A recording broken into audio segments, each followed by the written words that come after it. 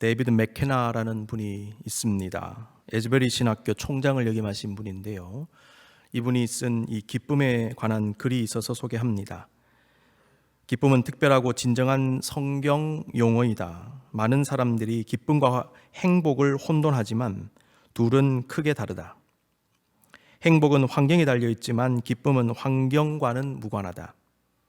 행복은 좋은 것에 대한 표면적인 반응이지만 기쁨은 사람들 주변에서 일어나는 일이 좋든 나쁘든 간에 그것을 견디는 깊이 있는 반응이다.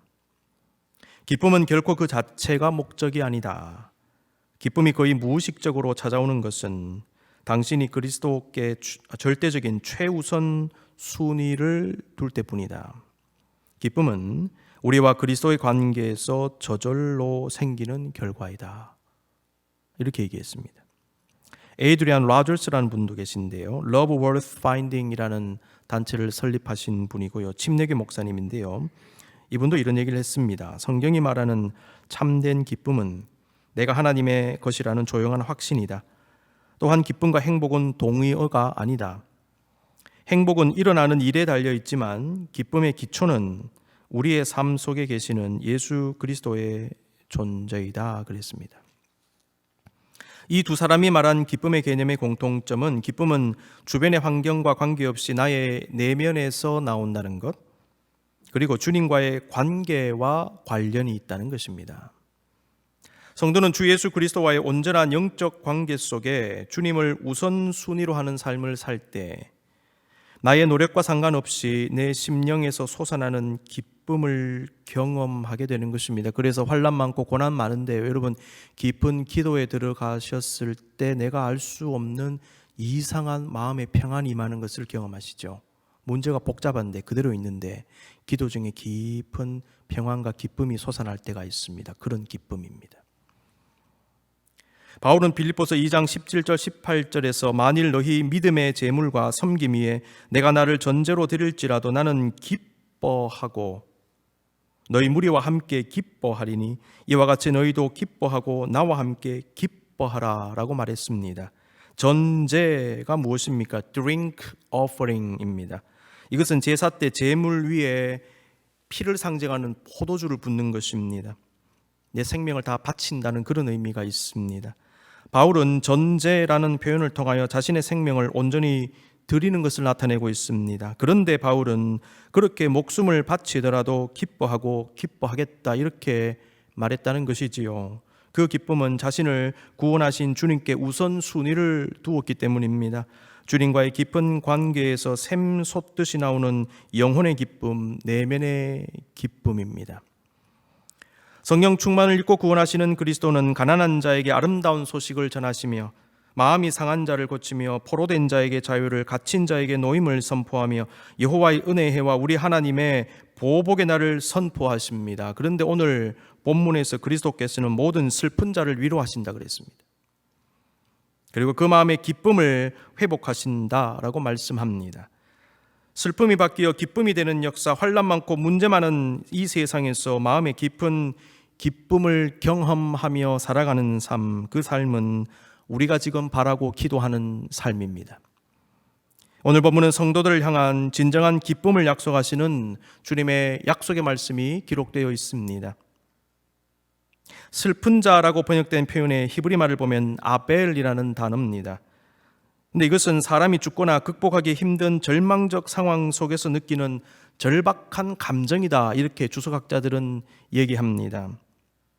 근데 히브리어 성경을 헬라어로 번역한 70인역에서는요 이 단어를 펜데오라는 그리스 말로 바꾸었습니다. 오늘 본문에 나오는 이 슬픈이라는 단어 아벨을 펜데오로 바꿨습니다.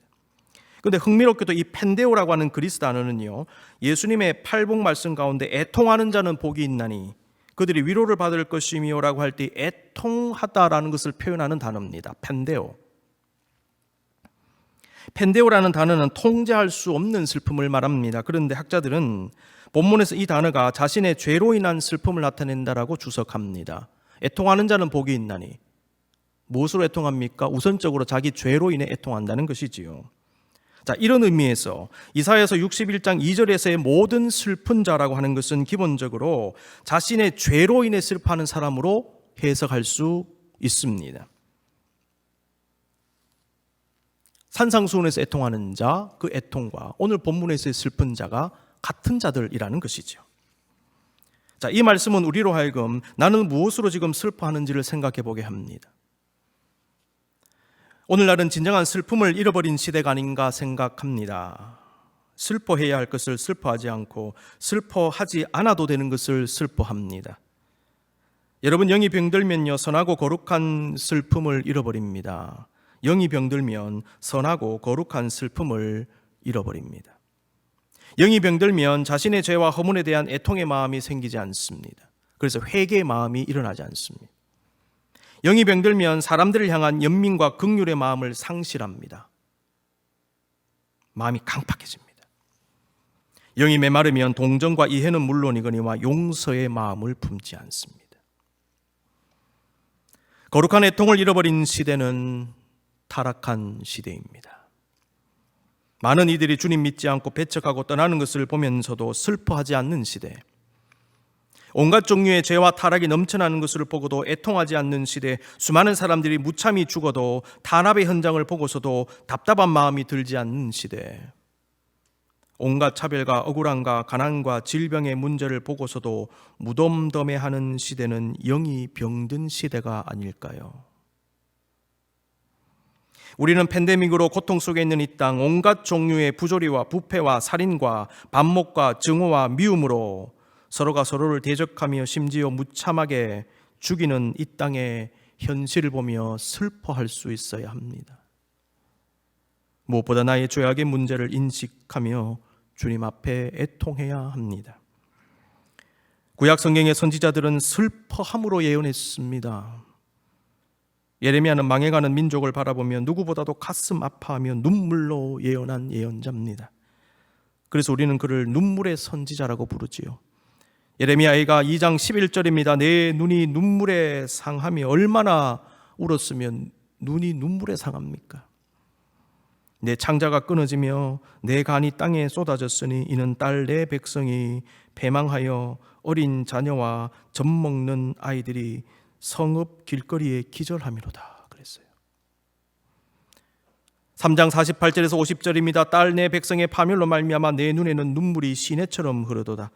내 눈에 흐르는 눈물이 그치지 아니하고 쉬지 아니하며 여호와께서 하늘에서 살피시고 돌아보실 때까지니라. 여러분, 선지자들의 슬픔은요, 곧 성령님의 슬픔이 아니겠습니까? 멸망을 향해 가는 백성들을 보면서 울며 선포한 그들의 말씀 속에는 애통하시는 성령님의 마음이 녹아 있습니다. 만약 우리가 주님의 마음을 품는다면 우리는 정말 나 자신의 죄악과 허물, 지옥과 같은 모습이 있는 이 땅의 현실을 보며 진심으로 슬퍼할 것입니다. 거룩한 슬픔의 회복은 우리의 영적 회복의 증거 중에 하나가 될 것입니다. 이런 의미에서 오늘 본문을 묵상하는 우리는 슬픈 자를 위로하시는 그리스도의 위로에 주목하기 이전에 먼저 우리의 슬픈 마음에 초점을 두어야 할 것입니다. 주님은 오늘 본문을 통하여 우리에게 주님의 위로를 받는 참된 애통의 마음을 회복하라고 하십니다. 본문에 기록된 모든 슬픈 자는 죄의 문제 그 자체와 함께 죄에서 파생되어진 갖가지 문제로 인해 깊은 슬픔과 고통을 느끼는 자들도 폭넓게 포함할 것입니다. 구원하시는 그리스도는 복잡한 인생의 문제 속에 신음하는 인간들을 전인적으로 치유하시는데, 주님은 여러 가지 이유로 슬퍼하는 중에 하나님을 갈망하며 하나님께로 나아가는 사람들에게 치유의 역사와 함께 그들의 슬픈 마음이 위로받는 역사를 허락해 주십니다. 오늘 본문 3절은 모든 슬픈 자를 위로하시는 그리스도의 구체적인 모습이 기록되어 있지요. 다시 읽겠습니다. 무릇 시온에서 슬퍼하는 자에게 화관을 주어 그 죄를 대신하며 기쁨의 기름으로 그 슬픔을 대신하며 찬송의 옷으로 그 근심을 대신하시고 그들이 의의 나무 곧 여호와께서 심으신 그 영광을 나타낼 자라 일컬음을 받게 하려 하심이라. 슬픔이 기쁨으로 바뀌는 장면입니다. 죄와 근심은 슬픈 마음을 상징합니다.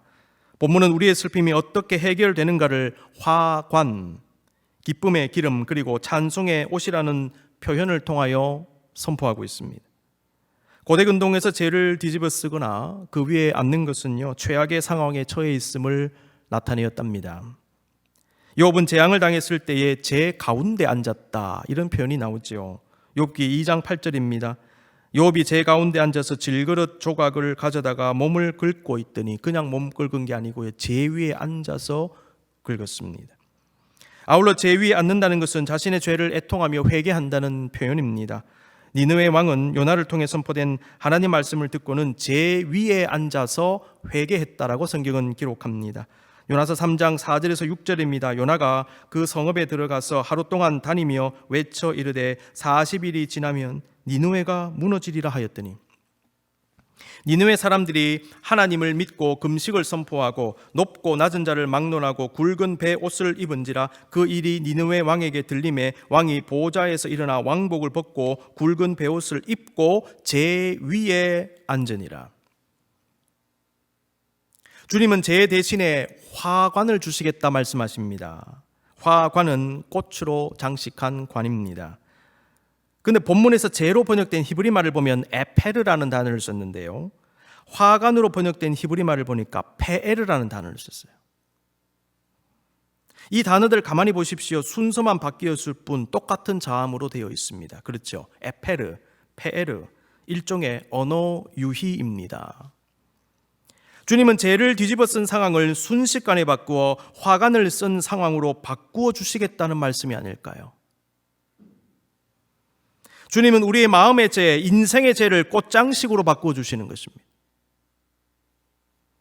예수 그리스도를 믿고 구원받고 주님과 동행하는 삶은 죄를 떨어버리고 꽃을 품고 걸어가는 삶이 될 것입니다. 여러분의 죄가 꽃으로 바뀌는 역사, 여러분을 슬프게 하는 삶의 문제가 바뀌어 기쁨이 되는 역사, 여러분의 가시밭길이 꽃길로 바뀌시는 주님의 역사가 함께 하시기를 기원합니다. 기쁨의 기름 그랬습니다. 이것은 주님께서 우리에게 주시는 큰 기쁨을 상징합니다. 기름은 위로, 극진한 대접, 존귀하게 함, 치유, 회복 등을 의미합니다. 고대 근동에서는 주인이 잔치를 벌일 때에 들어오시는 손님들에게 향기나는 고급 기름을 얼굴에 발라 주었다고 합니다. 그 기름은 손님들의 얼굴에 빛이 나게 하고요, 연회장에 이 아름다운 향기가 가득 차게 하는 그런 효과를 나타내었다고 합니다. 그 연회장 자체가 기쁨으로 넘치는 것이죠. 요한복음 12장에도 마르다와 마리아 그리고 나사로 남매가 예수님이 잔치를 벌였는데요, 그때 마리아가 예수님께 향기로운 기름을 부은 이야기가 기록되어 있지요. 시편 23편 5절에 보면 주께서 내 원수의 목전에서 내게 상을 차려주시고 기름으로, 그 기름을 내 머리에 부으셨으니 내 잔이 넘치나이다 그랬어요. 여러분, 원수들이 보는 앞에서 융숭한 대접을 받고 기름 부음을 받는다고 하는 것은 승리자가 되고 존귀하게 여김을 받는다는 것을 의미합니다. 내 잔이 넘치나이다라는 것은 주님께서 주시는 풍성한 복이지요. 시편 23편 5절의 기름은 존귀와 성공과 번영하게 하시는 하나님의 은혜를 드러내며 그 모든 것을 통해 감사와 기쁨을 의미하는 그 기름입니다. 기름은 치료제의 기능도 있었습니다. 누가복음 11장 33절에서 선한 사마리아 사람은 강도 만난 사람에게 기름과 포도주를 부었다 그랬습니다. 당시 기름과 포도주는 비상약의 기능도 했습니다. 이런 의미에서 기름은 치유제로서 마음이 상하고 슬픈 사람들에게 기쁨을 회복하게 해주는 어떤 것으로 나타납니다. 아울러 주님은 찬송의 옷으로 근심을 대신하겠다라고도 말씀하십니다. 찬송의 옷은 하나님을 향해 기쁨으로 찬양하는 것입니다. 슬픈 마음이 있는 자는 근심하는 자입니다. 슬프고 근심하는 자들의 마음에 절망과 우울과 어두움이 임합니다. 그런 마음은 무엇을 잃어버릴 수 있는가? 찬송과 찬양을 잃어버릴 수 있어요. 여러분 한번 생각해 보십시오. 여러분 입에서, 마음에서, 영혼에서 찬양이 나오고 있습니까? 아니면 식어졌습니까? 식어졌다면 무엇인가 문제가 있는 것입니다.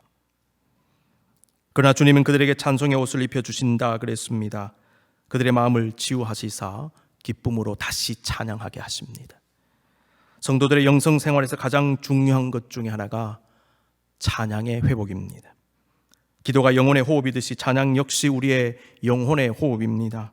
찬양은 기도이고 신앙 고백이고 주님을 향한 우리의 사랑의 고백입니다. 고백은 계속되어야 합니다. 찬양으로 우리는 주님께 우리의 사랑을 고백해야 합니다. 살아있는 영, 깨어있는 영은 찬양하는 영입니다. 하나님은 상처 입은 우리의 마음을 치유하시며 찬양을 회복하십니다. 하나님은 찬양을 통하여 마음의 어두운 것들, 우울함, 절망을 몰아내는 것입니다. 찬양은 귀신을 쫓아냅니다. 마귀를 물러가게 합니다. 찬양은 강력한 힘을 가지고 있습니다. 마음이 어둡고 무거워지고 수렁 속으로 내려가는 것 같을 때 여러분이여 찬양을 듣고 찬양을 부르십시오. 심령의 치유가 일어날 것입니다. 어두운 것들이 물러가는 역사가 일어날 것입니다. 더 이상 심령의 수렁 속으로 빠져들지 마십시오. 우울함에 젖지 마십시오. 부정적인 생각에 젖지 마십시오. 미움의 감정, 원망의 마음에 젖지 마십시오. 여러분이요, 그럴 때마다 찬양으로 몰아내실 수 있기를 바랍니다. 그래야 여러분이 삽니다. 근데 하나님은요, 찬양의 옷, 찬송의 옷을 입혀주시겠다 말씀하십니다. 슬픔 대신 희락을, 죄 대신 화관을, 근심 대신 찬송을, 찬송의 옷을 주셨네. 여러분이 찬송의 옷으로 여러분의 슬픈 마음이 바뀌어 기쁜 마음으로 변화되시는 주의 은총이 있으시기를 기원합니다. 그리스도는 우리를 치유하시고 자유하게 하십니다. 그렇게 치유받고 자유하게 된 우리를요, 일꾼 삼으십니다. 3절 계속 읽습니다. 그들이 의의 나무 곧 여호와께서 심으신 그 영광을 나타낼 자라 일컬음을 받게 하려 하심이라 그랬죠. 그리스도께서 구원하시고 치유하시며 자유하게 하신 사람들은 의의 나무로서 하나님의 영광을 나타낼 자가 되게 하신다는 것입니다. 주의 백성들은 주께서 심으신 의의 나무와 같습니다. 의의 나무는 열매를 맺을 것입니다. 그 열매를 통하여 하나님의 영광을 드러내는 것입니다. 의의 나무와 같은 주의 백성들은 하나님의 나라와 의를 위한 일꾼으로 쓰임받게 됩니다. 주님은 죄 많고 상처 있고 포로되고 갇히고 슬퍼하는 우리를 치유하시고 새롭게 하심으로 하나님의 영광과 사명을 위한 일꾼이 되게 하셔서 우리를 통하여 수많은 영혼들이 주께로 돌아오게 하십니다. 우리가 바로 하나님의 치유의 통로가 되게 하십니다. 그래서 하나님은 우리를 우리 교회에 심어주신 것입니다. 우리 가정과 기업과 우리가 속한 다양한 삶의 자리에 심어 주신 것입니다. 우리는 그 자리에서 열매 맺음으로 하나님께 영광을 드리고 다른 사람들에게 주님을 전하고 주님의 덕을 세우고 그리스도의 향기를 내가 심긴 그 자리에서 발하는 것입니다. 그렇습니다. 지금도 주님은 치유하심으로 우리를 다시 일어서게 하시는 것입니다. 다시 세워 주십니다. 여러분, 세월이 갈수록 쓰러지는 자가 아니라 일어서는 자들이 되어야 합니다. 세월이 갈수록 무너지는 모습이 아니라 늘 새롭게 세워져가는 모습을 가져야 됩니다. 그러므로 우리는 치유하심으로 다시 세우시는 주님의 은혜를 간절히 기도해야 할 것입니다. 우리는 인생에서 때때로 넘어지기도 하고 무너지기도 할 것입니다. 그러나 중요한 것은 주님의 은혜로 다시 일어나고 다시 세워져야 된다는 것이죠. 다시 세워진 우리는 주께서 심으신 든든한 의의 나무가 되어 나도 살고 남도 살리게 되는 것입니다. 어떤 형태로든 주님의 영광을 드러내야 되는 것입니다. 오늘은 종려주일입니다. 종려주일은 우리가 아는 대로 예수님께서 십자가의 고난과 죽음을 통하여 인류 구원의 사역을 완성하시기 위해서 예루살렘에 입성한 그 사실을 기념하는 주일이지요. 그런데 저는 오늘 본문과 예수님께서 예루살렘에 입성하는 장면을 기록한 본문을 함께 묵상하면서 이 두 말씀이 서로 연결될 수 있다는 그런 생각을 해보았습니다. 예수님은 어린 나귀를 타시고 예루살렘에 들어가셨고 사람들은 자기들의 겉옷과 종려나무 가지를 길에 퍼면서 예수님을 둘러싸고 함께 가면서 호산나 찬송하리로다. 주의 이름으로 오시는 이여 찬송하리로다. 오는 우리 조상 다윗의 나라여 가장 높은 곳에서 호산나 이렇게 외쳤습니다. 호산나라는 말은 간구하오니 구원하소서 이런 뜻입니다. 간구하오니 구원하소서. 예수님은 예루살렘에 들어가실 때 왜 마치 개선 장군이 들어가시는 듯한 의식을 치르셨을까요? 그냥 들어가시면 되는데. 예수님은 죄와 악의 세력을 물리치고 인간을 구원하시겠다는 선언을 의도적으로 하신 것입니다. 예수님께서 평화와 겸손을 상징하는 어린 나귀를 타신 것은 내가 그 구원을 이루되 세속적 방식이 아니라 주님의 방식, 의도적으로 낮고 비천한 방식으로 구원하시겠다는 것을 알리신 행위였습니다. 그런데 이와 함께 우리는요, 예수님께서 예루살렘으로 입성하시는 이 장면을 보면서 호랑이를 잡으러 호랑이 굴에 들어가듯이 세상의 죄의 문제 해결을 위해서 해결의 장소로 들어가시는 예수님을 상상해 볼 수 있어야겠습니다.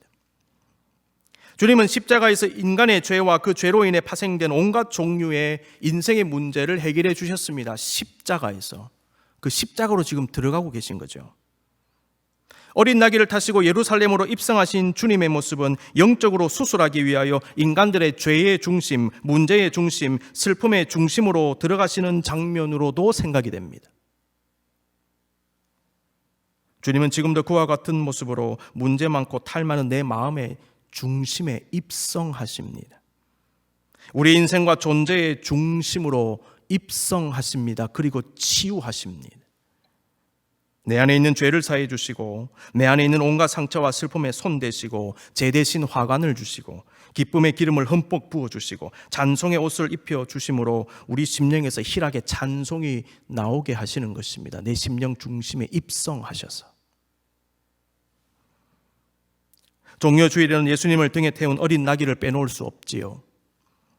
어린 나귀는 영문도 모른 채 예수님께로 끌려갔지만 그 나귀는 구원자 예수 그리스도를 등에 태우는 영광을 얻게 되었습니다. 주님은 지금도 어린 나귀와 같은 일꾼을 찾으시고 세우십니다. 주님은 직접 치유하신 우리들을 종려주일에 예수님을 태운 어린 나귀처럼 쓰기를 원하시는 것입니다. 주님은 지금도 치유하시고 세우시고 쓰십니다. 치유하시고 세우시고 쓰십니다. 치유받고 세움받고 쓰임받는 삶, 이것이 바로 성도의 삶, 이것이 바로 제자의 삶입니다. 탈벤 샤하르라는 하버드대 교수님이 쓴 행복을 미루지 마라 라는 책이 있는데요, 이 책 가운데 세상이 주는 기쁨에 새삼 감사하라는 챕터가 있습니다. 제가 이 책을 좀 보니까 이 챕터에서 여러분 잘 아시는 헬렌 켈러가 쓴 Three Days to See라고 하는 에세이가 인용이 되어 있었습니다. 사흘만 볼 수 있다면. 헬렌 켈러는 시력과 청력을 잃은 장애인이죠. 이런 장애를 안고요, 미국의 작가, 교육자, 사회주의 운동가로 활약을 했던 사람입니다. 생후 19개월 정도의 질병으로 시력과 청력을 동시에 잃은 켈러는 이 에세이에서 자신이 딱 3일만 시력과 청력을 회복한다면 무엇을 할 것인지를 기술했습니다. 켈러는 1시간 동안 숲을 산책하고 돌아온 친구와 나눈 대화를 기록하는데요, 켈러가 친구에게 숲에서 무엇을 했는지를 물었습니다. 그때 그 친구는 특별한 것 없었어, 이렇게 답을 했습니다. 그래서 켈러는 어떻게 숲을 걸으면서 특별한 것을 하나도 보지 못했는가 의아스럽게 생각했답니다. 그러면서 다음과 같이 기록합니다. 눈이 안 보이는 나는 볼 수 있는 사람들에게 한 가지 힌트를 줄 수 있다. 이것은 시력이라는 선물을 최대한 이용하고자 하는 사람들에게 주는 충고다. 마치 내일부터는 앞을 못 보게 될 것처럼 눈을 사용하라. 내일 귀머거리가 된다 생각하고 온갖 목소리가 만들어내는 음악, 새들의 노랫소리, 오케스트라의 강력한 선율에 귀를 기울여라. 내일부터는 더 이상 촉각을 느끼지 못한다 생각하고 만지고 싶은 사물을 만져보라. 내일이면 후각과 미각을 완전히 잃어버릴 것이라 가정하며 꽃향기를 맡고 한 입 한 입의 음식을 음미하라. 모든 감각을 최대한 활용하라. 세상이 드러내는 온갖 기쁨과 아름다움에 감사하라. 세상이 드러내는 온갖 기쁨과 아름다움에 감사하라. 아무것도 볼 수 없고 말할 수 없었던 헬렌 켈러의 충고는 우리들에게 볼 수 있고 들을 수 있고 느낄 수 있다는 사실 그 자체가 바로 기쁨의 이유임을 가르쳐 줍니다. 우리는 삶 속에서 이 기쁨을 발견할 수 있어야 하겠습니다. 우리의 소소한 일상에 감추어진 기쁨을 발견할 수 있어야 합니다. 그 이유는 주님께서 이미 우리의 존재 속에, 우리의 삶의 작은 부분들 속에 기쁨의 요소들을 담아 놓으셨기 때문입니다. 주님은 이미 슬픔을 바꾸어 기쁨이 되게 하셨습니다.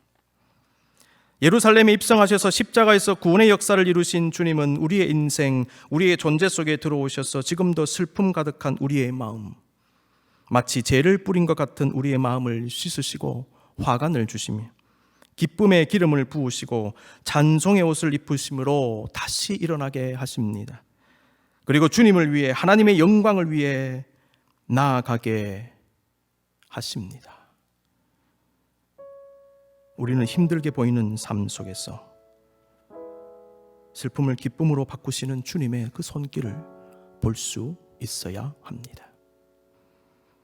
작은 것에 담아주신 기쁨, 삶의 요소요소에 묻어있는 주님의 은혜의 흔적들, 내가 힘들어 넘어질 때마다 나를 붙잡아 주시고 다시 일으키시는 주님의 따뜻한 손길을 느낄 수 있어야 합니다. 종려주일에 예루살렘으로 입성하신 주님은 오늘도 슬퍼하며 아파하는 우리 모두에게 기쁨의 날을 주십니다.